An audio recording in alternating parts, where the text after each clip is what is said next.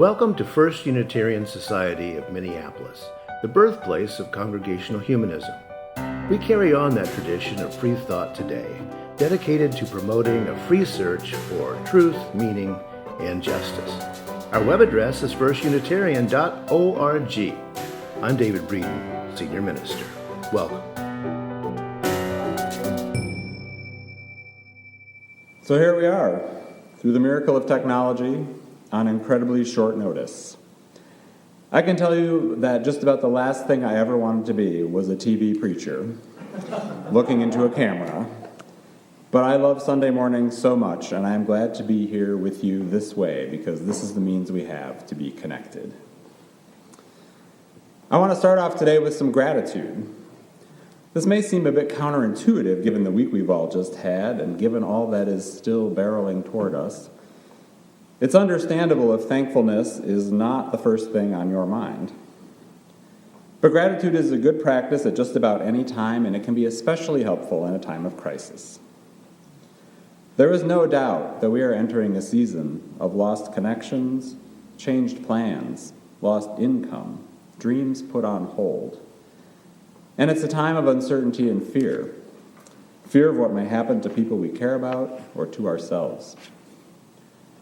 Gratitude is hardly a miracle cure for all that. There is, of course, no such thing as a miracle cure. But gratitude can help us firm up the shaky ground on which we stand. It can provide a hopeful inventory of what is not lost, and a reminder of the good that people can do for each other. So today I want to share that I am grateful for many things. For the responsible leadership we are seeing in our state, and for dedicated federal public servants like Dr. Anthony Fauci, who's been showing leadership since the early days of the AIDS crisis, and who, by the way, is working some very long days at the age of 79. I'm grateful for the brave and heroic caregivers and researchers in the medical field, here and around the world, who are sacrificing their time and in many cases risking their lives to help others. I'm grateful to the Unitarian Universalist religious professionals across the country and in the Twin Cities for offering resources and ideas and support as we all try to continue to be of service at such a fluid time. I'm grateful to the people of this congregation for building a resilient institution over the past 139 years. And I'm particularly grateful to our current members for their flexibility and understanding, for the ways they have stepped up in just the past few days, offering their skills, their time, their money, to help out our congregation and its people as we weather this storm. A storm that has so rapidly clouded our skies. A storm that is blowing much of the human race off course into new and unpredictable trajectories. This is the thing that we might forget about a crisis. It brings out all sides of humanity. As a minister, when I'm working with a family facing end-of-life issues or planning a memorial service, I tell them this: grief magnifies everything, and people become more of who they are. The controlling person will become more controlling. The cooperative person will become extra helpful. The dramatic person will go over the top. The disorganized become more disorganized. The organized become hyper-organized. Who bought toilet paper 2 weeks ago? That was me. In times of stress and change, people become magnified versions of themselves. And I think there's some of the same kind of magnification in other bigger crises, like the one the world is facing right now. People inclined to do good will do more good. People less inclined to do good are hoarding Purell and selling it on the internet. Or they're approving bailouts for their corporate friends instead of helping everyday people. A crisis is a magnifier. And because noticing and remembering threats is an evolutionary survival tool, when we look back at disasters, we might focus not on the helpers, but on the looters, the exploiters, the incompetent appointees. We look for what's gone wrong so we can avoid it in the future. But there are valid reasons to adjust our lens and shift our focus to what goes right and who does well. The writer Rebecca Solnit has a book called A Paradise Built in Hell. In the book, she looks at a wide range of disasters that humanity has experienced across time and across space. And she finds that people so often respond to terrible situations with their best selves and a sense of purpose. In the wake of an earthquake, a bombing, or a major storm, she says, most people are altruistic, urgently engaged in caring for themselves and those around them, strangers and neighbors, as well as friends and loved ones. The image of the selfish, panicky, or regressively savage human being in times of disaster has little truth to it. Decades of meticulous sociological research on behavior in disasters, from the bombings of World War II to floods, tornadoes, earthquakes, and storms across the continent and around the world, have demonstrated this. But she says belief lags behind, and often the worst behavior in the wake of a calamity is on the part of those who believe that others will behave savagely, and that they themselves are taking defensive measures against barbarism. Solnit cites Hurricane Katrina in 2005, when thousands of people were trapped in New Orleans, not because it was impossible to get them out, but because surrounding communities did not want to let them out. And TV news played over and over images of looters. Less remembered, Solnit says, are the thousands of people who supplied food, water, and diapers to the stranded, who used their personal boats to rescue people off rooftops and from attics. And more than 200,000 people volunteered to house complete strangers in their own homes in the weeks after the hurricane. Bad can bring out bad, but it also can bring out good. And I think this pandemic we find ourselves in, we are already starting to see much that is good. Solnit takes a look at the language we humans use around a crisis. I love this kind of analysis, and I know many of you do too. Here's what she has to say. The word emergency comes from emerge, to rise out of. It's the opposite of merge, which comes from a word meaning to be within or under a liquid, immersed, submerged. An emergency is a separation from the familiar, a sudden emergence into a new atmosphere. Catastrophe comes from the Greek kata, meaning down, and stryphon, or turning over. The word catastrophe means an upset of what is expected, and the word was originally used to mean a plot twist. To emerge into the unexpected is not always terrible, though these words have evolved to imply ill fortune. The word disaster comes from a Latin compound of dis, meaning away or apart, and astro, star or planet, literally without a star. The word disaster originally suggested misfortune due to astrologically generated trouble. I'm grateful for these explorations of how humans try to create language to describe the unexpected and overwhelming.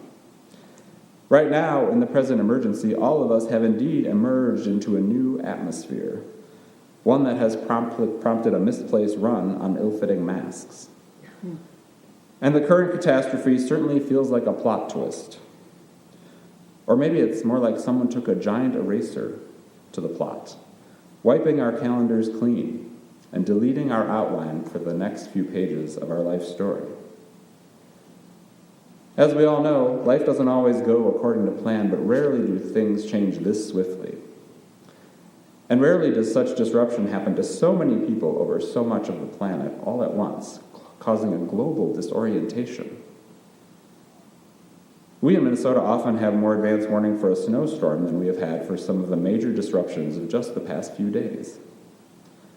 And families around the country are facing what seem like weeks and weeks of snow days, as social distancing takes hold to try to slow down this disaster in this particular star-crossed moment. The idea of a snow day has, I think, popped into many of our Midwestern minds, but the comparison has limits. It's true that, like a snow day, we are being kept from our ordinary activities by a situation that is far beyond anyone's control. And, like a snow day, when it's common to see total strangers push each other's cars out of alleys and snowbanks, and when neighbors who rarely speak to each other shovel each other's sidewalks, there are, right now, many opportunities for altruism, for helping those we know and those we don't. But this pandemic is also very different from a snow day. Once our schools start closing here in Minnesota, which could be any day now, the options are much more limited for what to do with your time. You shouldn't go outside and play with kids from other families, and you shouldn't have people over into your home. Unlike a snow day, we don't have the comfort of knowing that the roads will be clear in a day or two, or that spring is just around the corner. We really don't know how much of our year will be given over to this grave situation posed by the virus. And we face the very real possibility that someone we know and love will no longer be with us when this storm subsides. That is a heavy burden that many of us face. With these daunting possibilities, it can be challenging to accept that one of the best things we can do is stay home. It feels wrong. It feels like doing nothing, particularly for people who like to take action. But staying home is very much doing something that protects the more vulnerable among us. Like a blizzard that dumps snow on everyone, regardless of national origin or annual income, the novel coronavirus does not care who we are. It's infecting everyone, from low-paid nursing home workers to people at the highest level of governments around the world. At its roots, the word epidemic means upon the people. The dem in demic is the same as dem in democracy. And the etymology of pandemic is simply all the people. Truly, this will affect all the people of our country in some way, and most of the people in the world. But while snow and the virus don't discriminate, our human-created societies do. Which points to another thing that's being magnified during this crisis: the fragility and inequality of our basic systems. The United States has fewer hospital beds per capita than many countries. On one list of 40 countries, we're number 32. We hesitate to cancel school because many children will go hungry without school lunch. Many healthcare workers would have to stay home with their kids, and many parents can't stay home without fear of losing their job. Millions of people can't afford to call in sick, putting millions more at risk of infection. And while more employees than ever can work from home, plenty of employees cannot, and are a paycheck or two away from losing their car or their place to live. These collective structural failings of American society were already distressing to many of us who were working toward justice before the pandemic shone an even brighter light on the problems. And this crisis may prove, even before it's over, to nudge us toward a more equal and just society. It's already furthered the American myths of going it alone or the self-made man. Very few of us, it turns out, have their own medical equipment or can grow our own food. Rebecca Solnit says that our response to disaster gives us nothing less than, quote, a glimpse of who else we ourselves may be and what else our society may become. A glimpse of who else we ourselves may be and what else our society may become. And as we heard just a bit ago in our poem, a poem written just this past week, a poem that exemplifies how art can help us get through a crisis. We are connected in ways that are terrifying and beautiful. You could hardly deny it now. Know that our lives are in one another's hands. Surely that has become clear.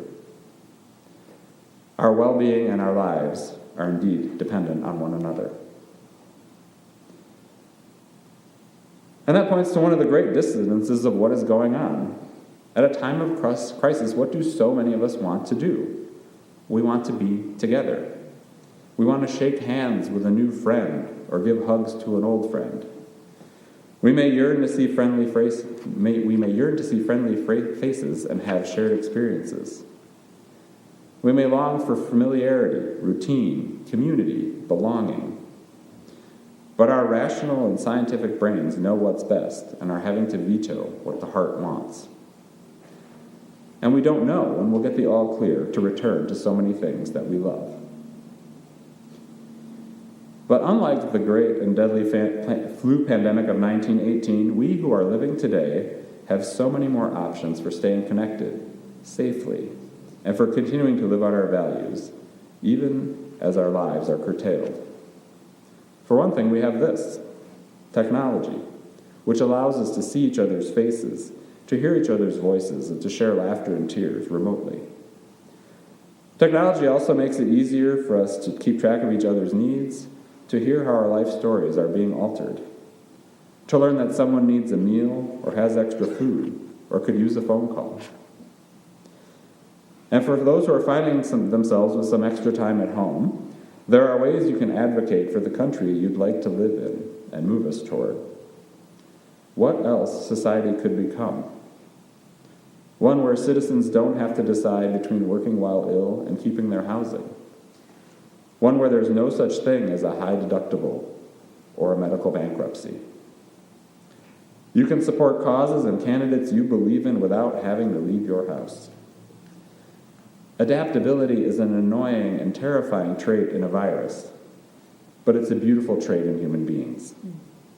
And we have been seeing it in abundance in just the past few days. So let's stick together as we can during this temporary lull in the kind of togetherness we all are used to. This congregation made it through the 1918 pandemic, and heck, we used to close every summer and come back just fine in the fall.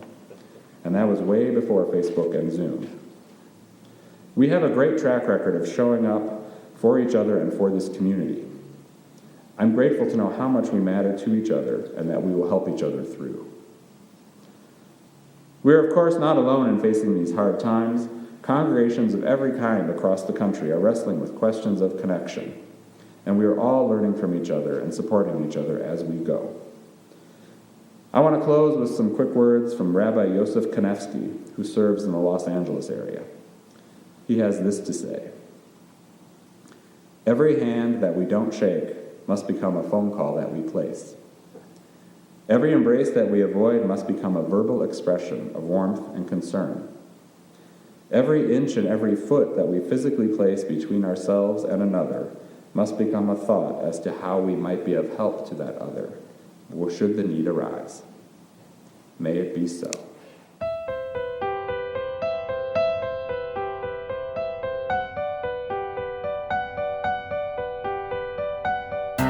Thanks for listening. You can find much more about humanism and what's happening at First Unitarian Society in Minneapolis by visiting our website at firstunitarian.org.